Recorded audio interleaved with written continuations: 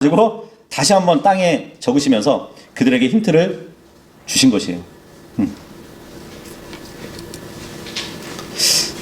잘 들어보세요. 구약 성경에 나오는 여호와 하나님께서는 아내를 가지고 계셨어요. 그죠? 에스겔서 16장에 아니면은 호세아서 2장에 보면은, 그리고 이사야서 54장에 보면은 이스라엘 국가 자체가 여호와 하나님의 아내였습니다.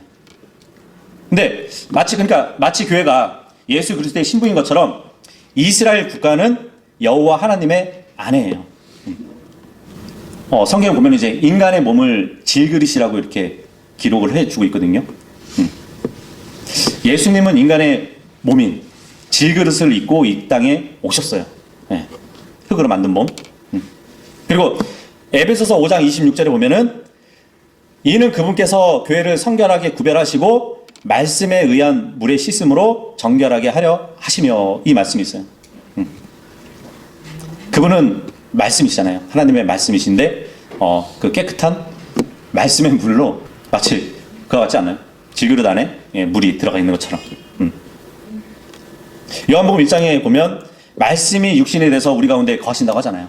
베들레헴의 양 구유에서 이렇게 태어나신 그 몸, 질그릇 안으로 또 들어오신 분이란 말이에요. 그래서 우리가 민수기 5장을 봤지만 하나님께서 가늠한 것으로 의심받는 여인을 시험해 보라고 하셨어요. 만일 그 여자가 죄를 지은 채로 더러운 가운데서 질그릇 안에 담긴 그 티끌과 섞인 물을 마시면 그녀의 내부에 있던 더러움이 외부로 표출돼서 그녀의 죄가 드러날 것이라고 율법에 기록되어 있단 말이에요. 근데 요한복음 8장에 보니까 어떠한 일이 벌어졌는지 아세요? 살아계신 그 하나님이 말씀이시고 질그릇 안에 들어오신 하나님께서 바리새인들을 지금 책망하고 있어요. 그랬더니 바리새인들이 그 자리를 떠나게 된 것이에요. 그러니까 가늠하다 잡힌 여자의 문제보다 영적 간음을 범한 자신들의 영적 상태가 더 심각하다는 것을 알고 찔림을 받았기 때문이에요. 질그릇 안에 들어가서 땅에 티끌과 섞인 거룩한 물이신 그 예수님을 통해서 자신들의 내면에 있던 영적 더러움이 외면으로 이렇게 드러나게 된 것이에요. 정말 이런 것을 본다면 어떠한 일이 있어도 우리는 하나님을 시험하면 안 되는 것이에요. 하나님을 시험하다가는 오히려 우리가 시험을 당하게 될 것입니다. 그러니까 문제의 원인을 하나님께 있다고 하나님을 탓하다가는 오히려 문제가 하나님이 아니라 우리의 문제였다는 것을 나중에 드러나게 된단 말이죠. 그 여자를 시험해야 될 그 물인데 그 물이 오히려 바리새인들한테 간 것이에요. 질그릇 안에 오신 말씀이신 예수 그리스도가 여자에게 적용되지 않고 이 바리새인들도 이스라엘 백성이잖아요. 이스라엘 백성은 하나님의 아내란 말이에요. 근데 그들의 영적 간음이 드러나게 된 것이에요. 그러다 보니까 그 장소를 떠나게 된 것이죠. 이렇게 요한복음 8장에 이 여자에게 다시 되돌아간다면 여기에는 정말 엄청난 예표가 또 있어요. 요한복음 8장 7절에서 9절까지 보시잖아요. 그런 이유로 그들이 그분께 여쭈기를 계속하였는데 그분께서 자기 몸을 일으켜 세우시고 그들에게 말씀하시기를 너희 가운데 죄 없는 자 그가 먼저 돌을 그녀에게 던지라 하셨느니라. 그리고는 다시 그분께서 몸을 굽히신 후에 땅바닥 위에다 적으셨더라. 그러자 그것을 들은 자들은 그들 자신의 양심에 의하여 가책을 받아 가장 나이가 많은 자들로부터 시작하여 심지어 가장 막내인 자까지 한 명씩 빠져나갔더라. 그러자 예수님께서 홀로 남으셨고 그 여자는 한가운데 서 있더라.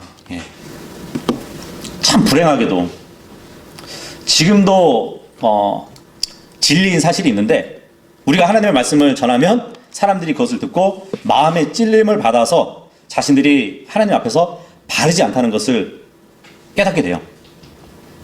근데 사람들은 깨달았으면은 하나님 앞에 바르지 않은 죄인이라는 것을 깨달았으면 예수 그리스도 앞으로 나와서 무릎을 꿇어야 되는데 오히려 그 자리를 피해버린다는 사실이에요. 본문의 말씀처럼. 지금 요한복음 8장에 나오는 바리새인들도 진리를 듣고 마음의 찔림을 받았으면서도 자리를 피해버린 것이에요. 그러니까 오늘날 수많은 사람이 복음을 듣고 마음의 찔림을 받고도 주님 앞으로 나와서 무릎을 꿇지 않고 그냥 자기 자리를 피해버리고 만다는 것이에요. 10절에 보니까 예수님께서 자기 몸을 일으켜 세우시고 그 여자 외에는 아무도 없는 것을 보시자 친히 그녀에게 말씀하시기를 여자여 너를 고소하던 그 자들이 어디 있느냐 아무도 너를 정죄하지 아니하였더냐라고 하셨느니라. 예. 어쩌면 우리도 이 여자와 같은, 그러니까 이 여자가 범한 죄와 동일한 그러한 죄를 범하지 않았을지는 모릅니다. 예. 하지만 성경은 모든 사람이 죄를 지어서 하나님의 영광에 이르지 못했다고 말씀하고 있어요. 물론 우리가 이 여자와 동일한 죄를 짓지 않았지만 분명한 것은 전능하신 하나님 앞에 죄인으로 드러나게 될 때 어떤 죄를 우리는 지은 적이 있다는 얘기예요. 네.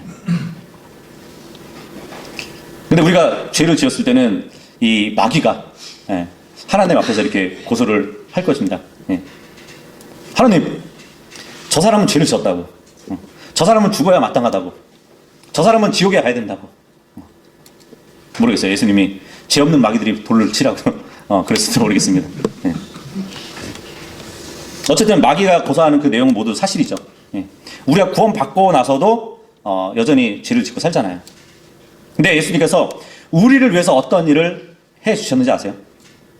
하늘의 모든 영광을 버리시고 이 세상에 오셔서 보잘것없는 그 양 구위에서 태어나셔가지고 침례인 요한한테 침례를 받으시고 나귀를 타고 예루살렘으로 들어가셨고 겟세마네에서 나의 뜻대로 마시고 아버지의 뜻대로 해달라고 강구하셨던 분이에요. 그러니까 주님께서 영광의 자리를 떠나셔가지고 십자가 위에서 자신의 생명을 내어놓으셨단 말이에요. 그러니까 주님은 십자가 위에서 온 세상의 죄를 담당하시고 지옥에 가셔서 모든 죄를 그곳에서 처리해 버리셨단 말이죠.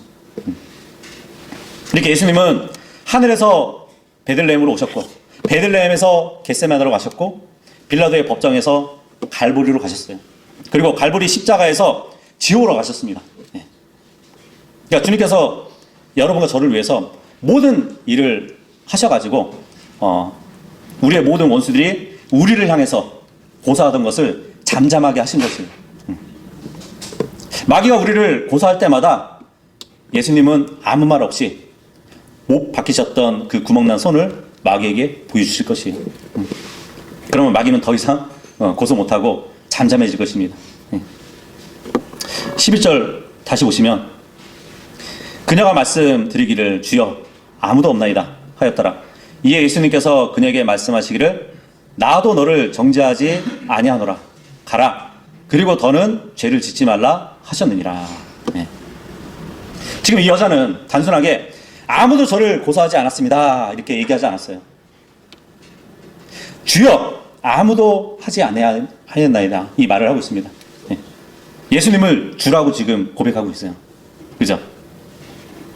그러니까 이 여자는 예수님에 대한 자신의 믿음을 고백하니까 예수님께서도 그녀의 죄를 용서해 주신 것이에요. 가라고. 그리고 더는 죄를 짓지 말라고. 이렇게 해서 오늘 본문에 나온 이 가늠하다 잡힌 여인은 예수 그리스도가 아니었다면 죽은 것이나 마찬가지였어요. 우리도 마찬가지죠. 우리도 예수 그리스도가 아니었다면 죽은 거나 마찬가지예요. 그래서 우리는 예수 그리스도를 위해서 이제는 살 수 있는 것이에요. 만약 이 여자가 우리가 아는 것처럼 성경을 알았다면 아마 이 여자는 더 이상 자신이 사는 것이 아니라 예수 그리스도로 인해서 살았을 것입니다. 그죠?